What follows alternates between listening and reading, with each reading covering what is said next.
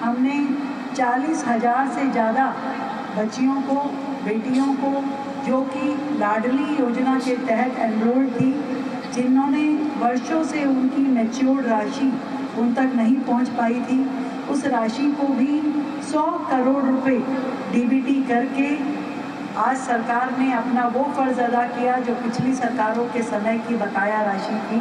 हमने दिल्ली की 40,000 से ज़्यादा बेटियों को आज 100 करोड़ रुपए डीबीटी किया। बड़े हर्ष की बात है, दिल्ली के लिए बड़े गौरव की बात है। दिल्ली की माननीय मुख्यमंत्री जी ने जो ये स्कीमें एक निश्चित की और उसको आज माननीय राष्ट्रपति जी के माध्यम से शुरू किया गया, एक जिसमें सबसे बड़ी स्कीम लखपति दीदी की है, जिसमें बच्चों के जन्म से लेकर उनके पढ़ने तक पैसा जमा कराया जाएगा और उसकी मैच्योरिटी पे लगभग 1.25 लाख रुपया बच्चों को मिलेगा।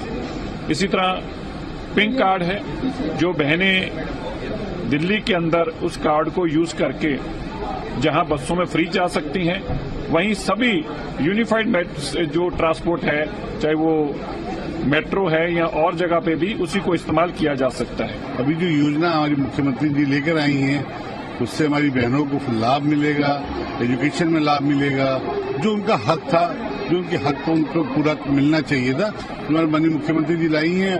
और मैं साधुवाद करूंगा कि माननीय मुख्यमंत्री जी ने हमारी बहनों के लिए, हमारी जो बहनें पढ़ना चाहती है उनके लिए इतना अच्छा सोचा है। दिल्ली में इन योजनाओं की कितनी मिलेगी विकास को रफ्तार? इन योजनाओं के जरिए रेखा सरकार ने नारी सशक्तिकरण का कितना बड़ा दिया संदेश, ये बड़ा सवाल है। ब्यूरो रिपोर्ट, जी मीडिया।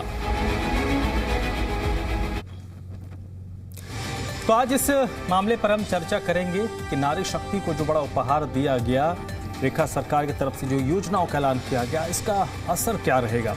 और चर्चा की शुरुआत करें उससे पहले जो हमारे प्रश्न, हमारे सवाल है उन पर नजर डाल लेते हैं, जिसमें सबसे पहला और अहम प्रश्न है, दिल्ली में योजनाओं की कितनी भरमार? क्या इन योजनाओं से विकास को रफ्तार मिलेगा?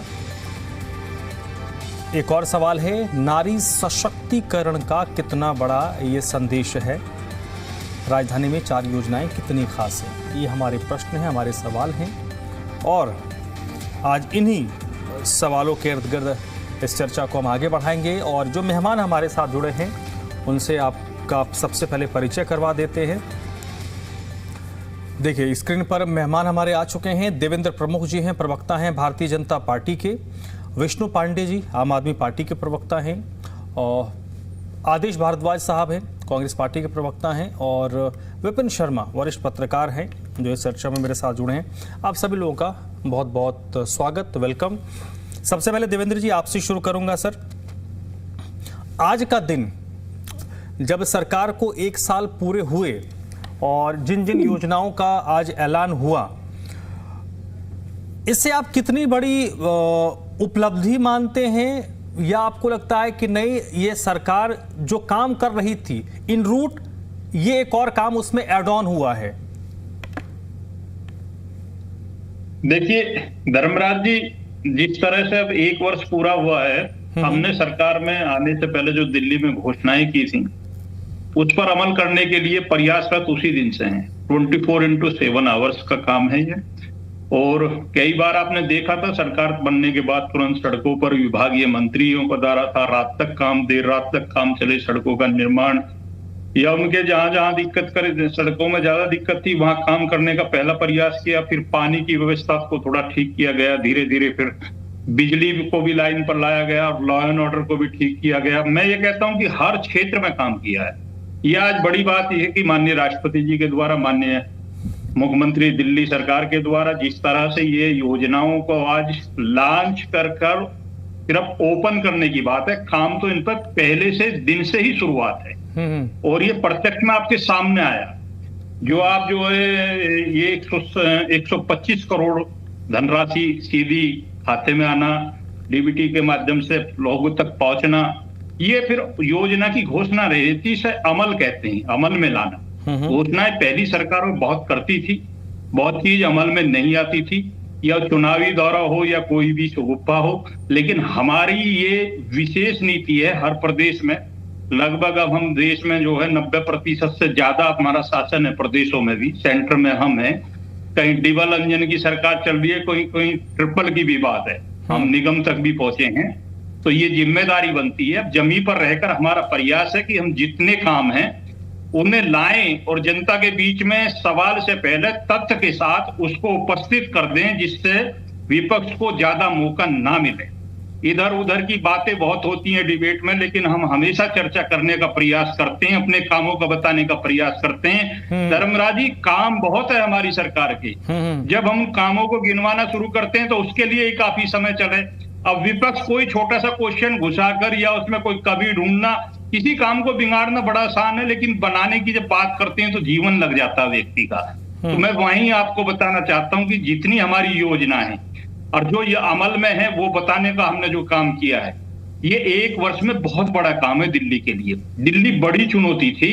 दिल्ली में लंबे समय तक सारे ही जो विकास के कार्य थे वो अवरुद्ध थे, ये सच्चाई है। ठीक है सर। अब इसे माने ना माने विपक्ष जो है, आप रेवड़ियां बांटने का काम करते रहे, लेकिन वो रेवड़ी भी नहीं पहुंची लोगों के पास। जो आपने घोषणाएं की थी, सपने दिखाए थे, हमने जो घोषणा की है उसको अमल में लाकर वो तथ्य के साथ हम साबित करना चाहते हैं कि हम में और उनमें ये अंतर है। जैसे कि कांग्रेस की सरकार में राजीव गांधी जी कहते थे कि मैं 1 रुपया भेजता हूं 10 पैसा तक नहीं पहुंचता वहां, उसमें भी कटौती होती है। उसका हम उल्टा कहते हैं कि हम 1 रुपया भेजते हैं तो उस पर 5 पैसे का ब्याज लगता है, जो सीधा उस योजना के माध्यम से जरूरतमंद तक पहुंचता। अंत्योदय की चौथी पंक्ति में खड़े गरीब। सर भाई साहब आता हूं, आपने कहा जो मैंने प्रश्न पूछा था, आपने उस डॉट को एक तरीके से जोड़ा है। आपने कहा कि काम बहुत हुए और आज जो हुआ उसी क्रम में कुछ और चीज उसमें एड ऑन हुआ है, जो मुझे बात समझ में आई है। विष्णु पांडे जी, जो सरकार की तरफ से आज अनाउंसमेंट हुआ, जो चीजें शुरू की गई, मैं आम आदमी पार्टी के कुछ नेताओं के बयानात सुन रहा था। मुख्य आपत्तियां क्या हैं? क्योंकि इसमें कुछ ऐसी चीजें हैं जिसको लेकर तो आप पिछले 11 महीने से बोल रहे थे कि कब होगा कब होगा। उसमें से कुछ चीजें आज पूरी भी सरकार ने कर दी, उसकी शुरुआत कर दी। तो मुख्य तौर पर क्या आपत्ति है आम आदमी पार्टी की? धर्मराज जी, पहले तो आपको और आपके सभी दर्शकों को होली की बहुत बहुत बधाई। ठीक है, देखिए धर्मराज जी, आपत्ति ये है कि क्या आवाज आ रही है आपको? हाँ प्लीज प्लीज बोलिए सर। धर्मराज जी देखिए, आपत्ति ये है कि क्या ये सरकार नाम बदलने पे जोर देती है? भाई लाडली योजना तो दिल्ली में पहले से ही है, आपने इसका मतलब नाम बदल दिया।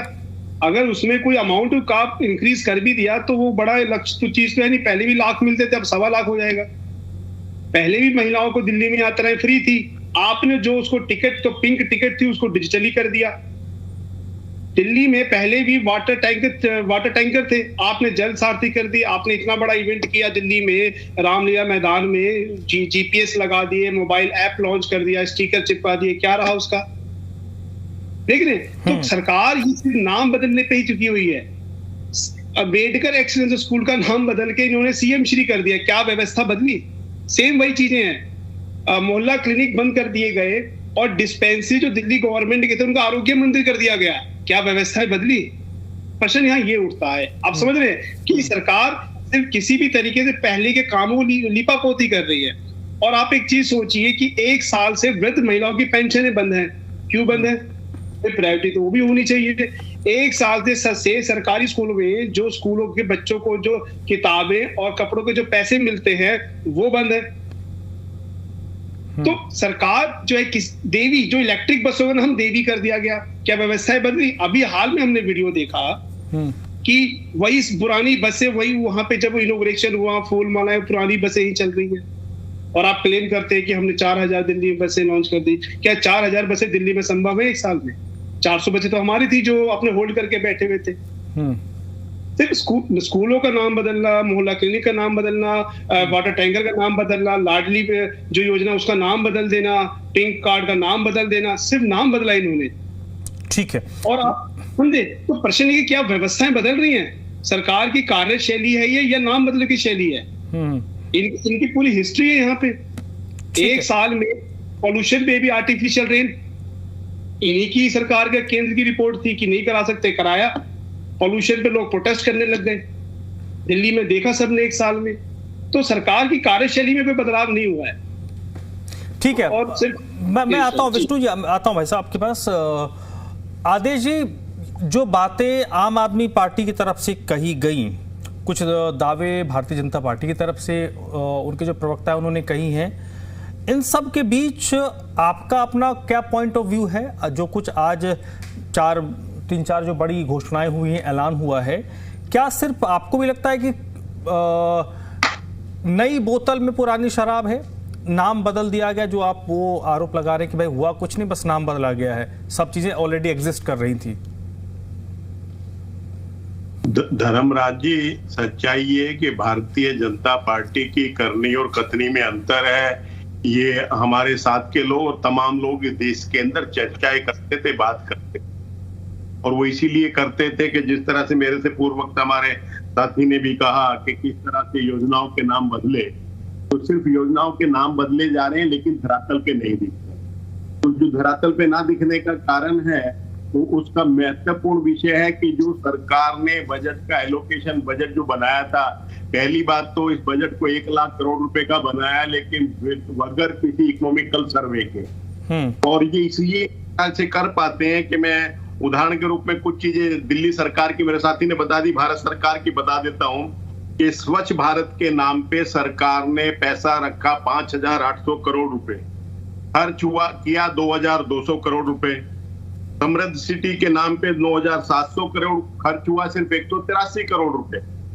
इसी तरह अटल मिशन के ऊपर, जिसमें दिल्ली मेट्रो शहरों के और बड़े शहरों की स्पीड बढ़ाएंगे, पॉल्यूशन कम होगा और सुधार करेंगे, उसके लिए रखा 8,400 करोड़ रुपए और खर्च किया 2,400 करोड़ रुपए। पीएम आवास योजना, हर व्यक्ति को घर मिल जाएगा, 2022 तक किसानों की आमदनी डबल हो जाएगी, तो उस आवास योजना के लिए खर्च रखा 9,700 करोड़ रुपए और खर्च हुआ सिर्फ 2.0 करोड़ रुपए जो है। तो ये जो अंतर है, ये अंतर दिखाता है कि भारतीय जनता पार्टी बड़ी बड़ी बातें करती है, बजट के अंदर पैसे का एलोकेशन करती है, लेकिन जब 1 साल बाद आंकलन करते हैं तो धरातल के 15 से 20%, 21% का पैसा खर्च होता है, 80% पैसा लैप्स हो जाता है। या सरकार के पास क्या वो कारण है? तो ये तमाम ऐसी चीजें जिसके कारण दिल्ली जैसे शहर के अंदर बरसात होती है तो पानी भर जाता है, गर्मी पड़ती है तो लोगों को पानी चाहिए होता है, पीने के लिए पानी नहीं मिलता, स्कूल में जाओ तो बुरा हाल है, हॉस्पिटल में जाओ तो बुरा हाल है, पॉल्यूशन दुनिया का सबसे प्रदूषित शहर बन गया है, खड्डे भरने की बात थी, सड़कें सुधारने की बात थी, आपके ने भी कई बार इस पे डिबेट की है, पूरी दिल्ली में जगह जगह खड्डे हैं, जल बोर्ड काम कर रहा है, सेफ्टी के नाम पे 1 पैसा खर्च नहीं करता, लोगों के खड्डे में गिर जाने से मृत्यु हो जाती है, सरकार के कान पे जू नहीं रहती। तो ये जो चीजें हैं, इनमें जो अंतर है वो सिर्फ इसी कारण से अंतर है कि सरकार की करनी और कथनी में अंतर है।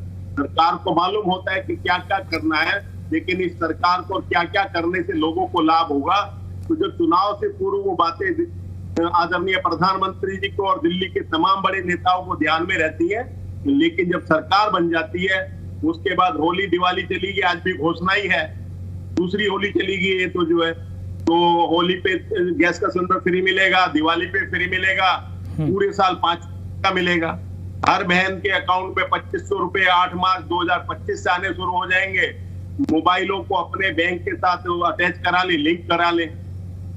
तो सारी बातें सरकार जानती है, लेकिन सच्चाई है कि जब से भी ये सरकार बनी है, केंद्र के में अंदर मोदी जी की सरकार, दिल्ली में बीजेपी की सरकार, तो लोगों के पास आने के बजाय लोगों से छीन के जाता है। महंगाई के नाम पे सरकारें बात करती थी महंगाई कम करेंगे, तभी तो इन्होंने कहा कि 300 यूनिट बिजली फ्री करेंगे, बहनों के लिए बसों में कोई कटौती नहीं होगी, अब उसके लिए भी कार्ड बस ये लेके आएंगे, एनवायरमेंट ठीक करेंगे, लेकिन सारी बसें प्राइवेट है, नाम अपना तकमा कर देते हैं। तो ये जो दिक्कतें हैं, इनसे डे बाय डे दिल्ली के लोगों की समस्याएं बढ़ती जा रही हैं, और बढ़ इसलिए रही है क्योंकि सरकार दिल्ली से ना चल के सरकार कहीं और से चलती है। इसी तरह भारत की भी नीतियां कहीं और से चलने लगी। हमारी ट्रेड पॉलिसी अमेरिका तय करेगा, हम एक कच्चा तेल कहां से सस्ता मिलता है वो अमेरिका में बताएगा कि यहाँ से इससे नहीं खरीदोगे, इससे खरीदोगे। अरे भाई, मुझे अपने घर का सामान खरीदना है, जिस दुकान से अच्छा मिलेगा, सस्ता मिलेगा, वहां से लूंगा, लेकिन मुझे जबरदस्ती धमकाए कि नहीं भाई मेरी दुकान से लेना जो है, तो ये जो है ये दुर्भाग्य का कारण है। इसके कारण ये दिक्कतें कहीं ना कहीं लोगों की बढ़ती हैं कि सरकार कहीं ना कहीं जो है जनहित की चीज मौजूद भी उसको धरातल पे करते हुए। चलिए ठीक है सर, ठीक है विपिन शर्मा जी, दिल्ली में कोचिंग लेते हैं। ठीक है मैं आता हूं नहीं दिया।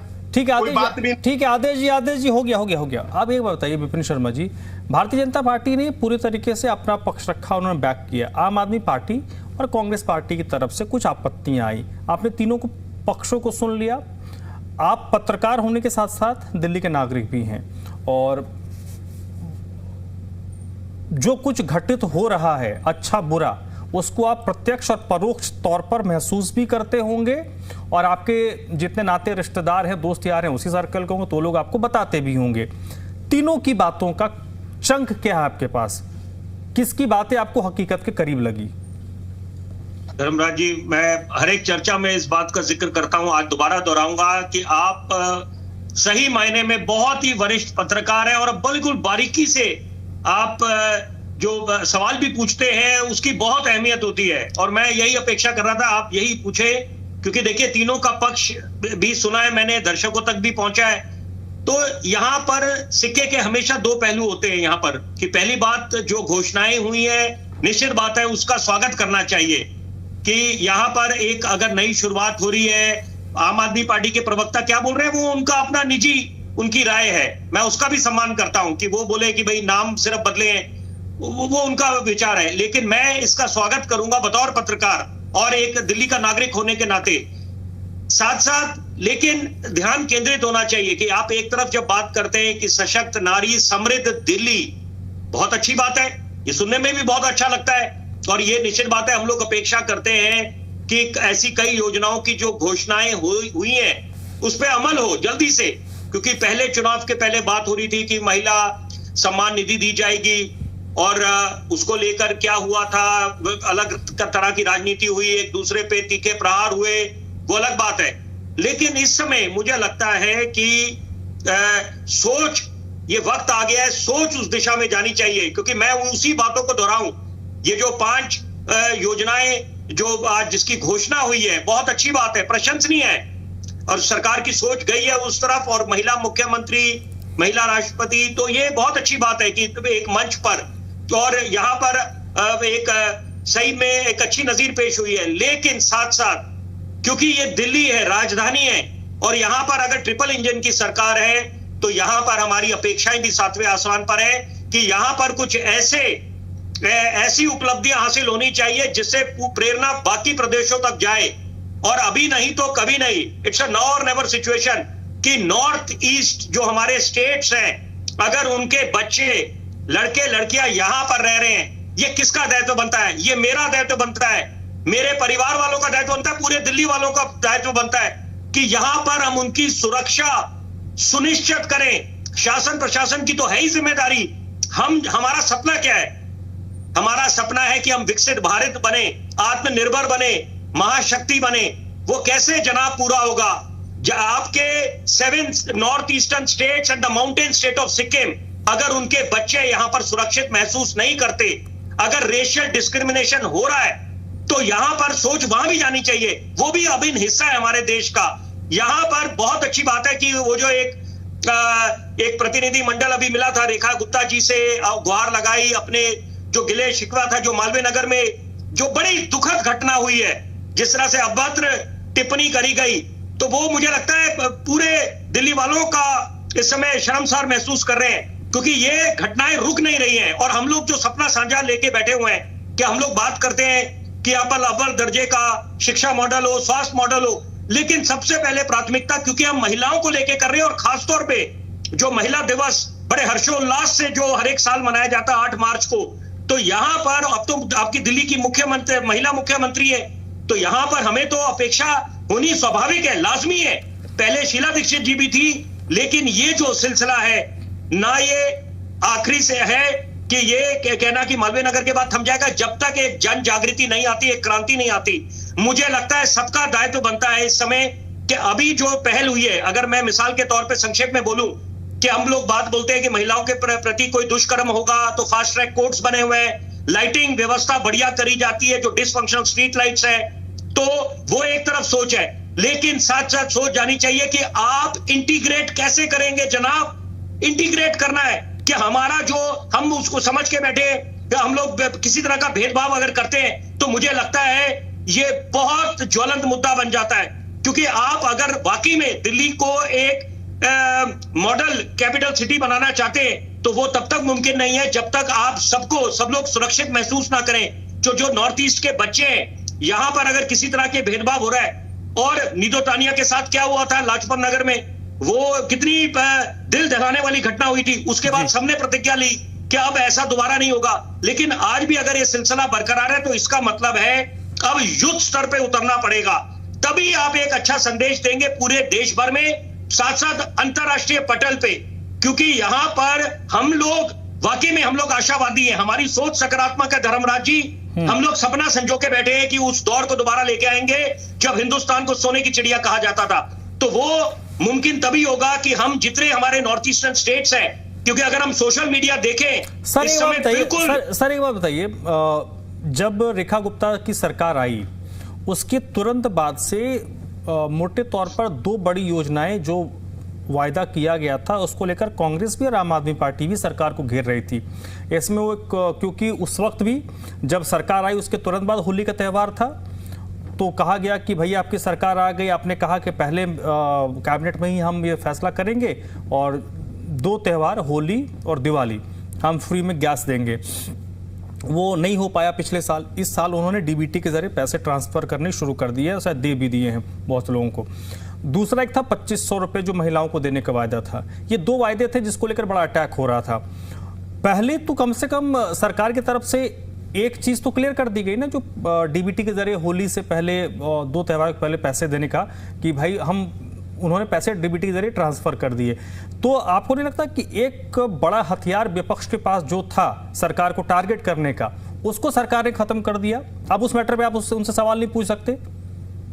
बिल्कुल, मैं आपके साथ इत्तेफाक रखता हूं कि निश्चित बात है, देर आए दुरुस्त आए। थोड़ा विलंब जरूर हुआ है क्योंकि देश के माननीय प्रधानमंत्री जिनका पूरा देश सम्मान करता है, और जैसे मैंने बोला कि हम लोग आशावादी हैं और पूरा भरोसा रखते हैं अपने प्रधानमंत्री पर, और बड़ा करिश्माई नेतृत्व है, तो उन्होंने जब वायदा करा था चुनावी मैदान में जाकर महिला सम्मान निधि को, तो वो विलंब हुआ है जरूर, लेकिन यहां पर अगर दे दिया गया है तो बहुत अच्छी बात है, इसका स्वागत होना चाहिए। अब कम से कम राजनीति थम जानी चाहिए। लेकिन घूम फिर के बात वहीं आती है कि अभी भी सफर काफी लंबा है। शुरुआत हो गई है, इसमें कोई दो मत नहीं है कि जो घोषणाएं हुई हैं और उसका स्वागत करना चाहिए, चश्मा लगा के कमी पेशी नहीं देखनी चाहिए। लेकिन साथ साथ अगर हम हाथ पे हाथ धर के बैठ जाएंगे और ये सोचेंगे कि नहीं केवल हमने महिमा मंडन करना है, तो मुझे लगता है उससे काम नहीं बनेगा। यहां पर इस समय जैसे मैंने बोला, मैं उसी बात को दोहराऊंगा, मैं आज प्रदूषण की बात नहीं करूंगा, मैं ट्रैफिक की व्यवस्था की बात नहीं करूंगा, कानून व्यवस्था की बात नहीं करूंगा। इस समय में ध्यान केंद्रित होना चाहिए कि हम नॉर्थ ईस्ट के जो बच्चे आते हैं यहां पर, वो महफूज अपने आप को समझे, सुरक्षित, उनको सुरक्षा देना ये सबका दायित्व बनता है। यहां पर किसी तरह का भेदभाव नहीं होना चाहिए। तभी हम लोग जो बात करते हैं कि इसको वर्ल्ड क्लास सिटी बनाएंगे, पेरिस सिंगापुर का जो हम सपना देखते हैं, तो जनाब सबसे पहले जो ये मूलभूत समस्याएं हैं इसकी तरफ ध्यान केंद्रित करें, तो मुझे लगता है इससे अच्छी बात नहीं हो सकती। ठीक है देवेंद्र जी, जो बातें और जो आपत्तियां आई, मुझे लगता है कि आपने कुछ चीज़ों को अपने जहन में रखा होगा जिसको आपको जवाब भी देना है। दो चीज़ें हैं सर, कि जब मैं ये कभी एक्सपेक्ट नहीं करता कि सरकार कोई भी काम करे तो उसमें विपक्ष की पार्टी जो हो, मतलब आज यहाँ आप सत्ता में, आम आदमी पार्टी कांग्रेस विपक्ष में है, जहाँ कांग्रेस विपक्ष सत्ता में होगी वहाँ बीजेपी जो विपक्ष में होगी, आम आदमी पार्टी विपक्ष में होगी, चाहे आम आदमी पार्टी जहाँ सरकार में है वहाँ पर जो पार्टी विपक्ष में है वो कुछ ना कुछ नुक्ताचीनी तो करेगी। ये तो कभी नहीं कह सकते वाह गुड जॉब वेल डन, ये वाला काम तो कभी हो नहीं सकता। इतने उदारवादी आज की तारीख में सियासत में है नहीं और कोई नहीं है, वो कुछ ना कुछ नुक्स तो निकालेंगे ही। इन सब से इतर जो लाइन सरकार की होती है, जो आपकी दिल्ली के सरकार की लाइन लेंथ है, वो मैं थोड़ा समझना चाहूँगा कि आपके सामने आम आदमी पार्टी जैसा एक विपक्ष है जो चीज़ों को सिर्फ बोलता नहीं है, वो लोगों तक लेकर जाता है।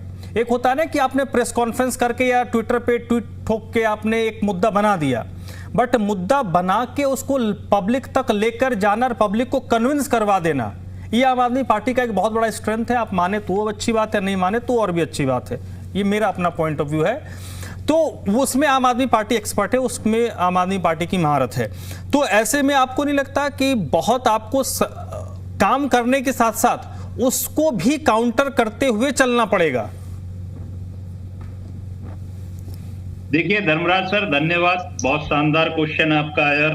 मैं उस बात से संबद्ध करता हूं अपनी बात जो हमारे विश्लेषक के तौर पर वरिष्ठ पत्रकार भाई कह रहे थे।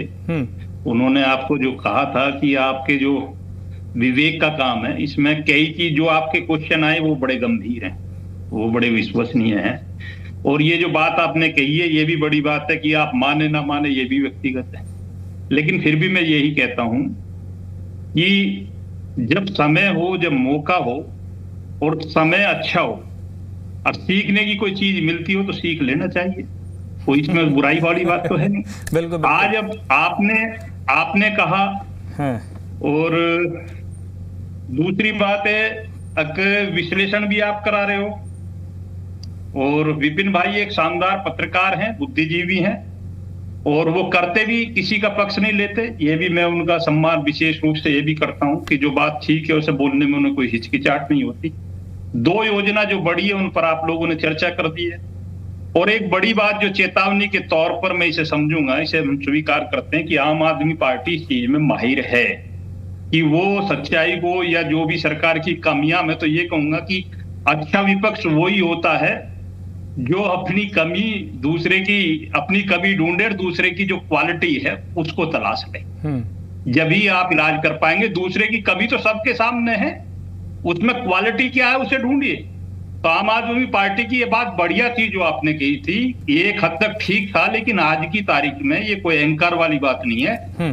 भारतीय जनता पार्टी के पास सोशलिस्ट से लेकर हर तरह का प्रवक्ता है, कार्यकर्ता है और तथ्य के साथ बोलने वाला है, जवाबदेही है, पढ़कर आता है, बेवजह की बहस नहीं करता और फंसता भी नहीं है।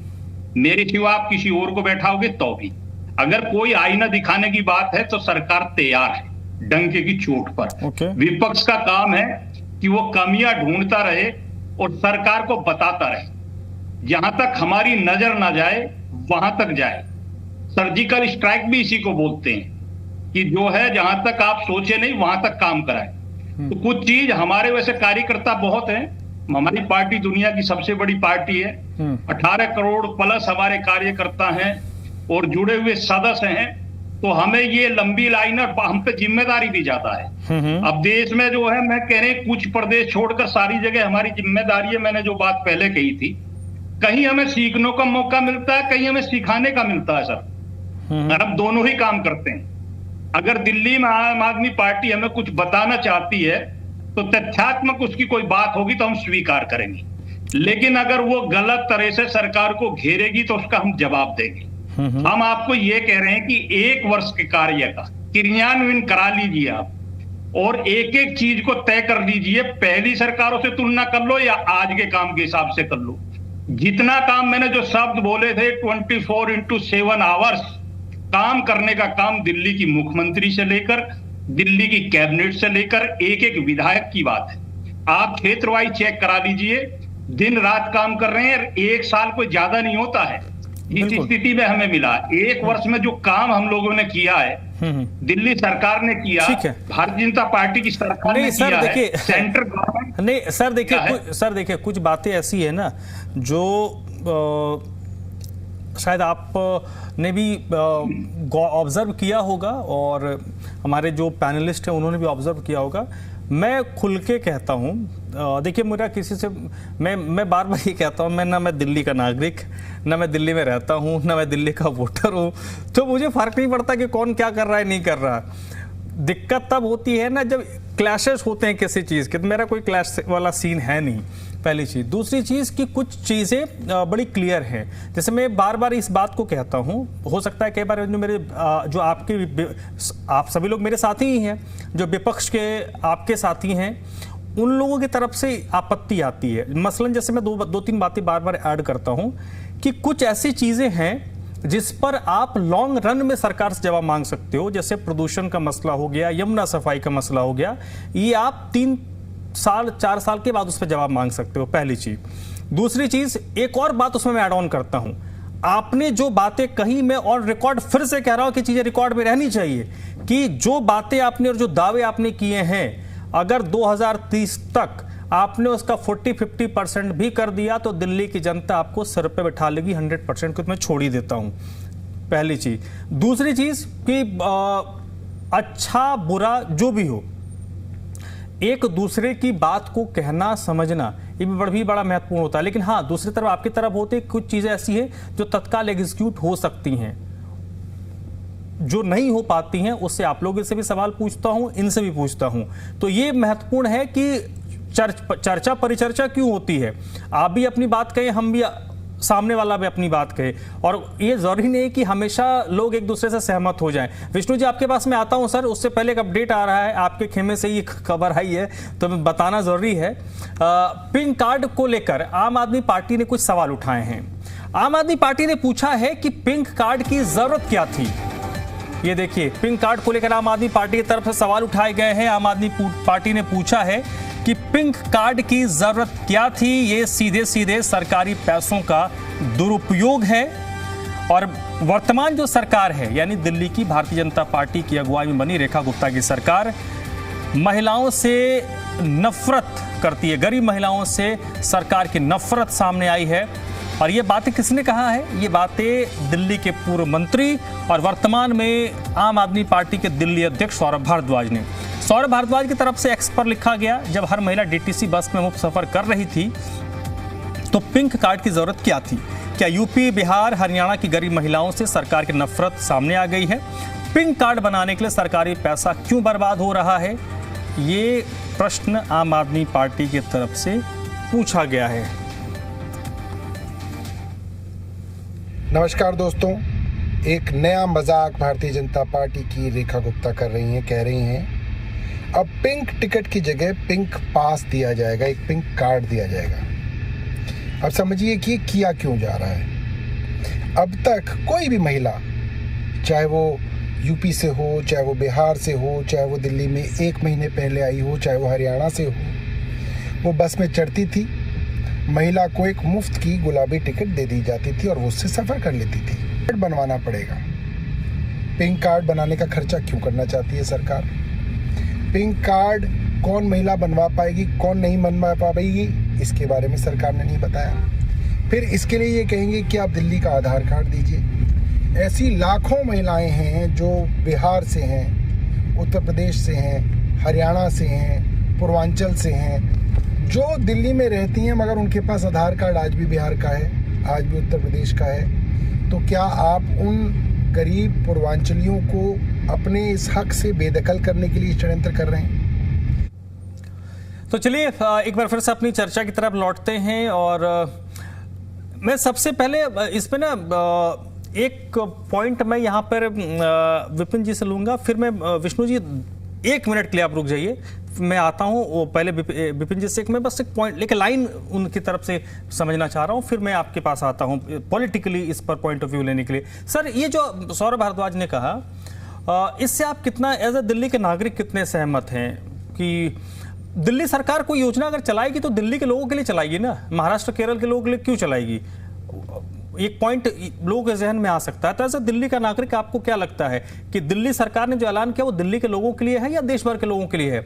इवन कि अगर कोई उत्तर प्रदेश से भी आए, बिहार से भी आए, मेरे राज्य से आ जाए, कहीं से भी आ जाए, दिल्ली के जिसका दिल्ली का वोटर कार्ड नहीं है, क्या लायबिलिटी राज्य सरकार की होनी चाहिए?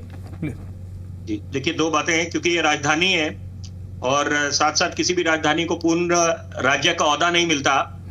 तो यहाँ पर 2 बातें उभर के आती हैं कि पहली बात, क्योंकि राजधानी है तो यहाँ पर एक स्वाभाविक है अपेक्षाएं ये होगी कि आप सबके लिए करें, कार्ड सबके लिए लागू होना चाहिए। तो वहां पर कुछ हद तक सौरभ भारद्वाज जी की बात जायज है, लेकिन साथ साथ दूसरी बात है कि प्राथमिकता जो है पहले देनी है आपने, जो दिल्ली के जो नागरिक हैं तो पहले आप उनको देंगे, ये उनका हक बनता है कि आप पहले उनको वो सुविधा मुहैया कराएं। जो भी नई घोषणा हुई है, योजना सरकार लेके आई है, कि यहाँ पर तो पहले आप अगर, क्योंकि आपका बजट कितना है, कितना एलोकेशन हुआ है, तो ऐसी तमाम बातें, तो इसका मतलब है कि यहाँ पर कम से कम, क्योंकि ये महिलाओं से जुड़ा मुद्दा है, तो मुझे लगता है कि एकाएक कि अभी तो चंद पल ही हुए हैं, तो ये योजना जब हुई है, सर आपको नहीं लगता कि ये देखिए, ये एक ऐसी मामलों में सेंटिमेंटल होके नहीं खेल सकते हम हर चीज, क्योंकि पॉलिटिक्स जो करने वाले लोग बड़े सेंटिमेंटल खेल खेलते हैं। मैं सीधे सीधे गणित का खेल खेलता हूं जो मेरी समझ में आती है।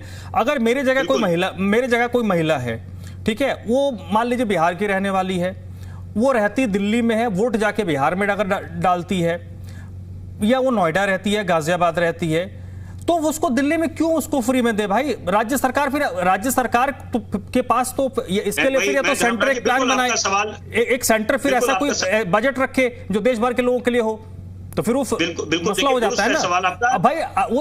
वो तो सर आपके जेब पर भारी पड़ेगा ना, क्यों दिल्ली के टैक्स पे। उसके लिए बात दर्शकों तक पहुंचे, मैं उसी के लिए संक्षेप में उदाहरण दूंगा। अगर मान के चले कोई योजना नई लागू होती है पश्चिम बंगाल में, तो निश्चित बात है कि वो राज्य स्तर पे होगी, कि वहां की जो महिलाएं हैं, जो नागरिक है, तो उन्हीं को मिलेगी योजना का फायदा। तो लेकिन क्योंकि अंतर ये हो जाता है, क्योंकि ये राजधानी में ये घोषणा हुई है, तो इसलिए ये इसको लेकर एक तरह से राजनीति शुरू हो गई, या सवाल जवाब पूछने शुरू हो गए हैं विपक्ष के नेता। लेकिन 100 बातों की एक बात कि पहले आपको प्राथमिकता ये देनी है कि ये योजना अगर सफल तरीके से अमल करानी है, तो पहले आप जो दिल्ली के नागरिक हैं उन तक ये पहुंचे, उसके बाद आप दूसरे चरण में वहां पर उनको भी सुविधा दे सकते हैं। ठीक है, विष्णु जी बताइए सर, क्या दिक्कत है? दिल्ली के संसाधनों पर पहला हक दिल्ली के लोगों का ही तो बनता है ना सर, फिर आम आदमी पार्टी को क्या दिक्कत है? अच्छा धर्मराज जी, दिल्ली में जो संसाधन इकट्ठा होता है वो किस तरीके से होता है? वो 2 तरीके से होता है, इनडायरेक्ट टैक्स और डायरेक्ट टैक्स। सीधा सिंपल सा लॉजिक है। अब इनडायरेक्ट टैक्स में जो कंजम्पशन बेस्ड जो टैक्स रेवेन्यू जनरेट हो रहा है, वो कहां से हो रहा है? आप समझ रहे हैं? देखिए, सरकार का काम एक वेलफेयर के लिए होता है, वो कोई रेवेन्यू प्रॉफिट लॉस के लिए नहीं होती है। सरकार चाहे कोई भी, वो हमेशा वेलफेयर के लिए होती है। आप लोगों को स्टेट में नहीं बांट सकते कि आप बिहार के होकर दिल्ली में क्यों इलाज नहीं करा सकते। दिल्ली में बहुत से सरकारी अस्पताल है भाई, जहाँ पे जो चीज सही चीजें हो, जहाँ दिल्ली में ज्यादा रिसोर्स है, लोगों का कमाने का जरिया ज्यादा अच्छा है, यहाँ इनकम ज्यादा अच्छी हो सकती है लोगों की, तो यहाँ आएंगे। ठीक है, टेक्निकली वो अपडेट अपना आधार कार्ड नहीं करा पा रहे हैं, मान लीजिए नहीं करा पा रहे हैं, तो क्या वो वहां की सर्विसेज को अवेल नहीं कर पाएंगे क्या? क्या इसका मतलब तो ये होगा कि ठीक है, बंगाल का जो आदमी होगा वो दिल्ली में इलाज नहीं करा पाएगा? फिर तो ऐसा हो जाएगा।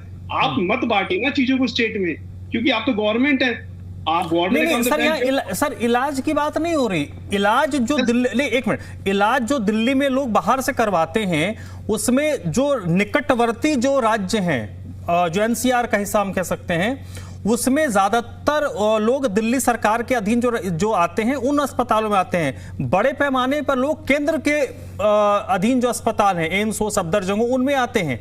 तो इलाज इज अ डिफरेंट थिंग। फिर तो ऐसे फिर इसको खोलते जाएगा तो बहुत सारी चीजें हैं जो खुल जाएंगे कि सबके लिए कर दो। राज जी बात बताइए, अगर आप महिला सशक्तिकरण की हम बात कर रहे हैं, आज रेखा गुप्ता जी बात कर रही हैं, तो आज दिल्ली में पर डे 50 से 60 बच्चे उठते हैं, किडनैप हो रहे हैं, अपहरण हो रहा है।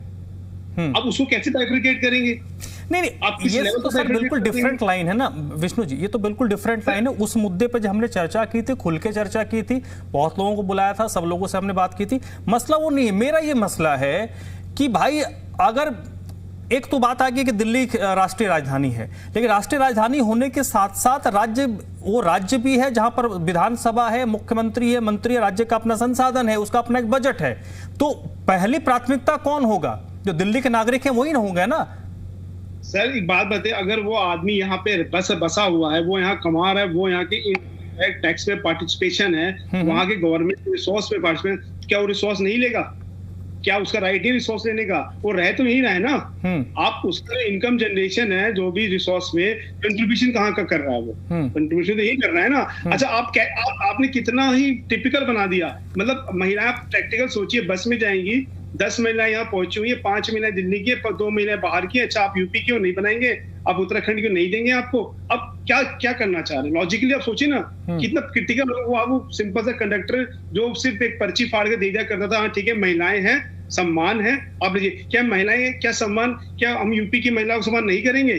क्या हम इनका नहीं करेंगे? क्या पूर्वांचल नहीं करेंगे? अब फैक्ट्री कितना नहीं तो सर आप नहीं, दिल्ली के बहुत सारे लोग हरियाणा, गुरुग्राम और नोएडा, फरीदाबाद काम करने जाते हैं, क्या उनको यहाँ पे मिलता है?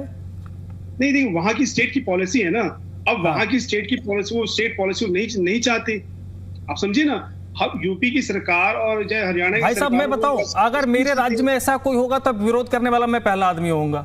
मैं आपको खुल के बताता हूं कि मैं, आप बात नहीं समझ रहे हैं, आप राजनीति करने के लिए बोल रहे हैं। अगर मेरे राज्य में, अब उत्तराखंड में आप जमीन नहीं ले सकते हो, उनकी अपनी पॉलिसी है, तो स्टेट की अपनी एक वो है ना, संसाधन है, तो उसमें पहले फिर स्टेट बनने का क्या मतलब है? फिर स्टेट खत्म कर दिए, भारतीय देश होगा। मैं आता हूँ।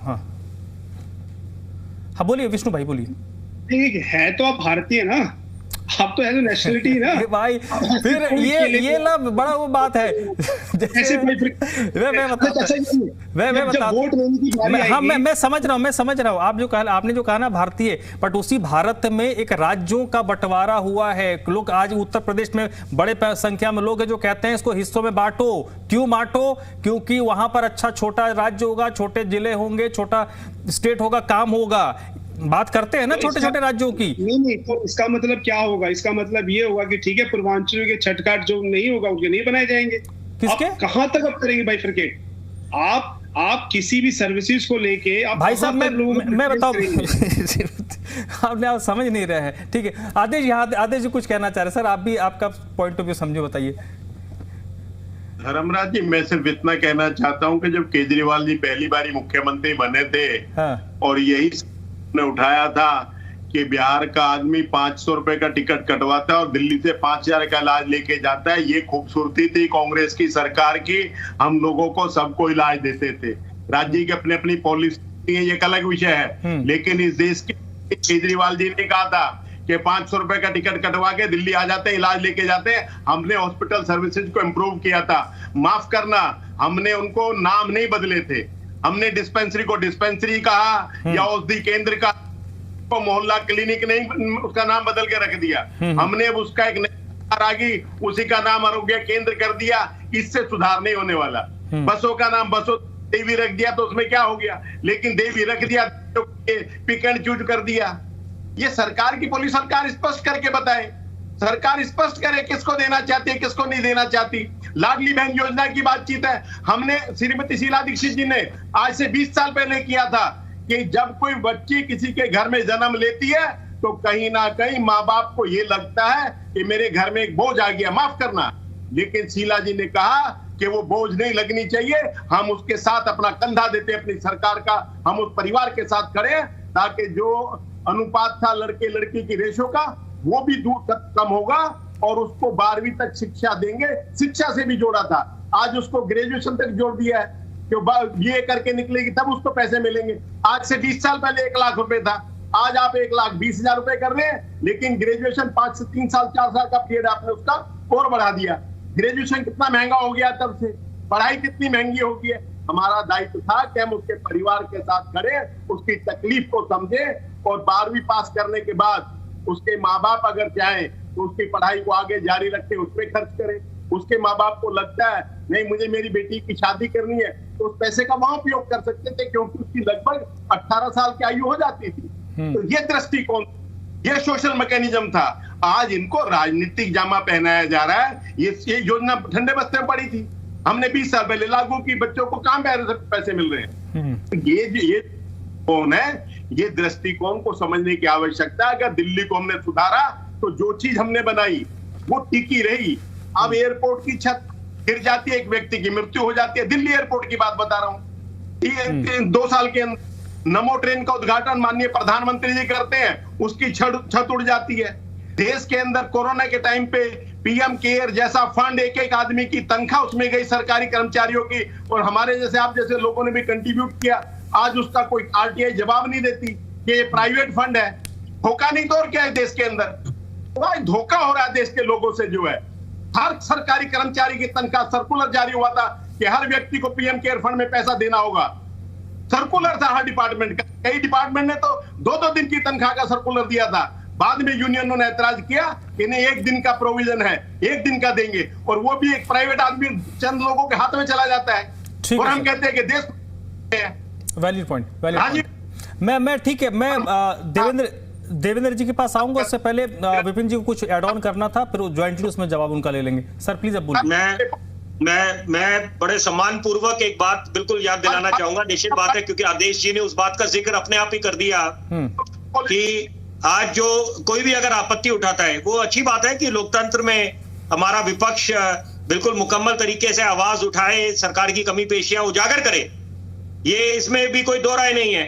लेकिन साथ साथ फिर मंथन करना चाहिए कि पहले जब वो लोग सत्ता में थे, काबिज थे, तो वहां पर तब क्या क्या होता था, जो सब बाकी राज्यों से लोग आके अगर सरकारी सुविधाओं का, योजनाओं का अगर फायदा उठाते थे तो क्या टिप्पणी करी गई थी, जिनकी भी सरकारें रही हो, उस राजनीति में नहीं पड़ना चाहिए, सिर्फ मंथन का एक विषय है। लेकिन इस समय निश्चित बात है कि चुनौतियां का भरमार है। यहां पर अगर कोई बोले कि बिल्कुल, क्योंकि अभी देखिए अगर भाजपा का सूखा 27 साल बाद खत्म हुआ है और ट्रिपल इंजन है इस समय, तो किसी योजना को अमल करने में बाधा नहीं आनी चाहिए। तो यहाँ पर जो राष्ट्रीय राजधानी है दिल्ली, यहाँ पर जो चुनौतियां हैं उससे कैसे पार लगाया जाएगा, नैया कैसे पार लगेगी, क्योंकि यहाँ पर आपने एक नजीर भी पेश करनी है, एक मिसाल कायम करनी है। ठीक है सर, समय कम है। देवेंद्र प्रमुख जी, आप सौरभ भारद्वाज और आम आदमी पार्टी के आरोपों पर एक टिप्पणी। सर आपका वक्त कम है तो जल्दी से निपटाइए इसको। क्या जो बातें आई, जो आम आदमी पार्टी ने भी कहा, जो कांग्रेस पार्टी ने भी कहा और जो विपिन जी ने कहा? धर्मराज जी, मैं एक चीज और क्लियर कर रहा हूं, आपने साथ के साथ निपटाया, ये कोई तारीफ की बात नहीं है और अच्छा यही एंकर की भूमिका होती है। धन्यवाद विशेष रूप से।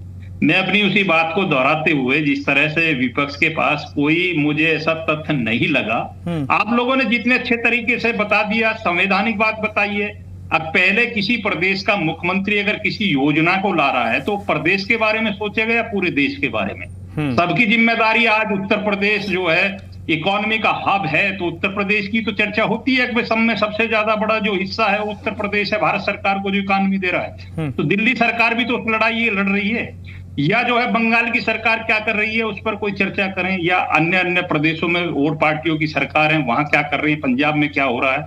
तो ये तो देखिए एक लोकतांत्रिक बात, आप घुमा फिरा कर कान पकड़िए, लेकिन समझदार व्यक्ति डिबेट देखते हैं, वो पढ़ लेते हैं, बता देते हैं कि कौन प्रवक्ता, जैसे अच्छे अखाड़े में पहलवान का पता लग जाए कि कौन बाहर को भग रहा है, कौन कुश्ती लड़ना चाहता है। ठीक है सर, तो इधर टांग खींचकर वाली बात है। देखिए अब देखिए कुछ चीजें ऐसी होती हैं, जैसे मैंने बीच में ही कहा था कि कभी ऐसा हो नहीं सकता कि सत्ता पक्ष कुछ करे लेकिन विपक्ष उस पर आपत्ति न दर्ज कराए। विपक्ष का भी काम है कि चेक एंड बैलेंस बना कर रखे। तो आज जो अनाउंसमेंट हुआ है उसका ग्राउंड पर अब विपक्ष का रोल यहां से शुरू होता है कि वो ग्राउंड पे किस तरीके से इंप्लीमेंट हो रहा है, हो भी रहा है कि नहीं हुआ, बस वो क्या ताली बजने के लिए, पर्ची बांटने के लिए काम हो गया। वहां पर अगर आप कुछ एक चीजें निकाल कर लाते हैं और फिर परियोजनाओं पर सवाल उठाते हैं तो उसमें प्रामाणिकता एड ऑन होगी। ये बहुत महत्वपूर्ण है और उस व्यवस्था में सुधार की दिशा में भी हम आगे बढ़ सकते हैं। बहुत बहुत शुक्रिया आप सभी लोगों का। देवेंद्र प्रमुख जी आप चर्चा में जुड़े, सर विष्णु पांडे जी, आदेश भारद्वाज जी, विपिन शर्मा जी, बहुत बहुत शुक्रिया। Thank you for joining. छोटे से ब्रेक लोटेंगे, जल्द लौटते हैं।